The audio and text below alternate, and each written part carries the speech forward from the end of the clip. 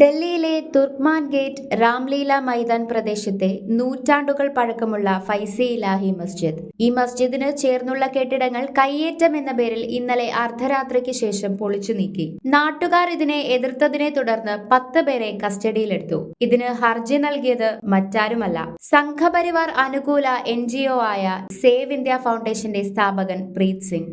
ആരാണീ പ്രീത് സിംഗ്? ഇസ്ലാമിക ഘടനകൾ മാത്രം ലക്ഷ്യം വെക്കുന്ന ഒരു ഹിന്ദു തീവ്രവാദ നേതാവ്. സേവ് ഇന്ത്യ ഫൗണ്ടേഷൻ എന്ന പേരിൽ ഒരു ഹിന്ദു മേധാവിത്വ സംഘടനയും അയാൾ സ്ഥാപിച്ചു. ഈ ഫൗണ്ടേഷൻ സംഘടിപ്പിക്കുന്ന എല്ലാ പരിപാടികളിലും മുസ്ലിം വിരുദ്ധ മുദ്രാവാക്യങ്ങൾ, വിദ്വേഷ പ്രസംഗങ്ങൾ, മുസ്ലിം വംശഹത്യക്കുള്ള ആഹ്വാനങ്ങൾ, അക്രമത്തിന് പ്രേരിപ്പിക്കൽ എന്നിവയാണ് ഉൾപ്പെടുത്തുന്നത്.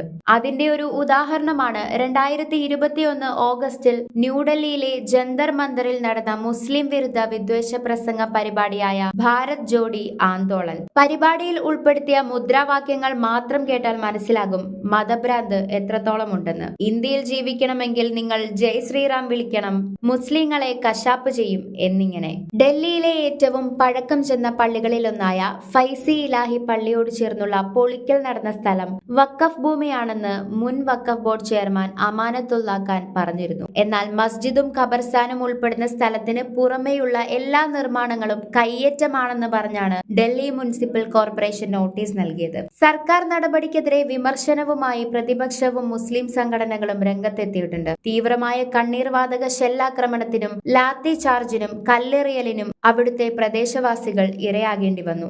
സമയക്രമത്തെയും കനത്ത ബലപ്രയോഗത്തെയും ചോദ്യം ചെയ്ത നാട്ടുകാരിൽ നിന്ന് പ്രതിഷേധമുയർന്നു. എന്തുകൊണ്ടാണ് അവർ രാത്രിയിൽ വന്നത്? പൊളിച്ചുമാറ്റലിൽ അസ്വസ്ഥരായ ജനക്കൂട്ടത്തെ പിരിച്ചുവിടാൻ അവർ എന്തിനാണ് ക്രൂരമായ ബലപ്രയോഗം നടത്തിയത്?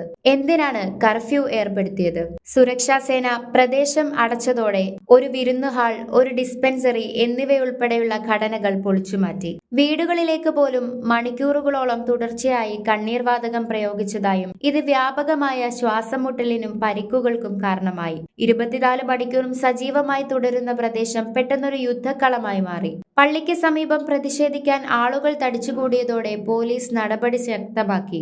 സംഘപരിവാർ ഇപ്പോൾ കണ്ണുവെച്ചിരിക്കുന്നത് ഫൈസി ഇലാഹി മസ്ജിദാണ്. ചരിത്രവും നീതിയും ഇന്ത്യയിൽ ഒരുമിച്ച് തകർന്നുകൊണ്ടിരിക്കുകയാണ്. News desk ZEDCO news.